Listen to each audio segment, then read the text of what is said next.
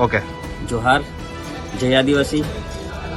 हर साल की तरह इस साल भी हम लोग विश्व आदिवासी दिवस 2024 मनाने जा रहे हैं। तो इस बार हमारा कुछ अलग सा आयोजन है कि उसमें हमारा 2 रूट है।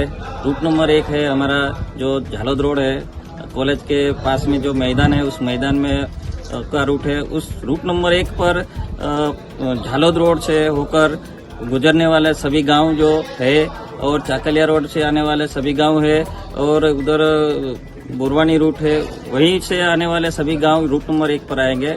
दूसरा रूट हमारा है गोधरा रोड पर। गोधरा रोड पर जो रलियाती गांव से आते हैं, रलियाती रूट से आते हैं, मंडावा रूट से आते हैं, कतवारा रूट से आते हैं, गरबाड़ा रूट से आते हैं, जसावाड़ा रूट से, मोहलिया रूट से और लीमखेड़ा रूट से जो आने वाले गांव है वो हमारा रूट नंबर 2 गोधरा रोड पे आएंगे।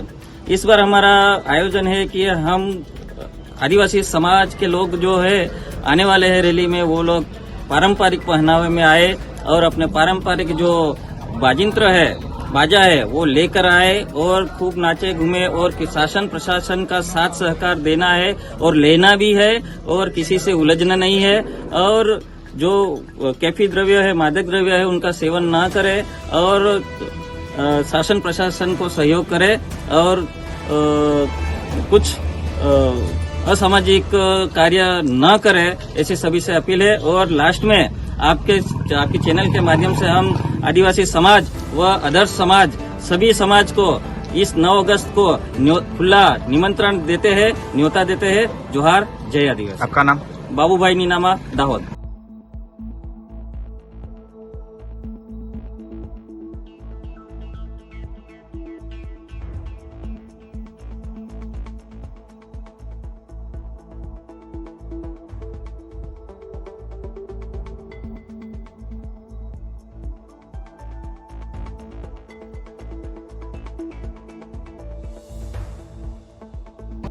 જોહાર, જય આદિવાસી।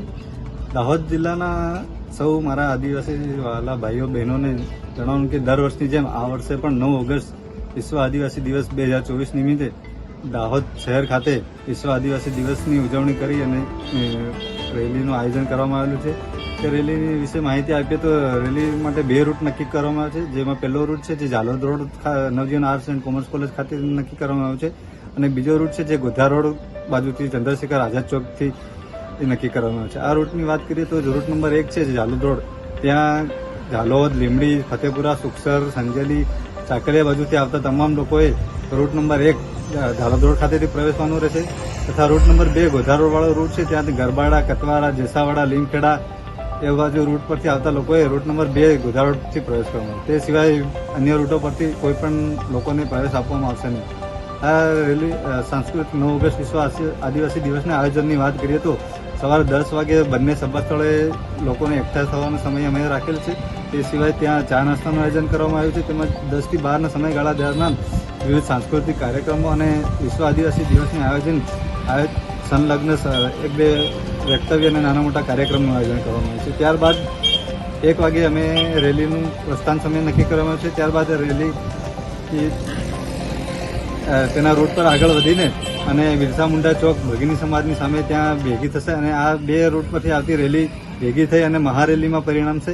ત્યારબાદ રેલી તેના રૂટ મુજબ આગળ વધશે અને બિરસા મુંડા આદિજાતિ ભવન તાલુકા પંચાયતની સામે છે ત્યાં આગળ આ રેલીનું સમાપન કરવામાં આવશે। આ રેલીમાં આ વખતે કંઈક અમારા સમિતિ દ્વારા કંઈક અલગ અને સારું આયોજન કરવાનું નક્કી કરવામાં આવ્યું છે, જેથી મારા આદિવાસી સમાજના સૌ લોકોને, દાહોદ જિલ્લાના દરેક ગામથી લોકોને આદિવાસી પહેરવેશમાં સજ્જ થઈને પોતાની સાંસ્કૃતિક નૃત્ય અને સાંસ્કૃતિક મંડળી સાથે ઢોલ, થાળી, કુંડી જેવા આદિવાસી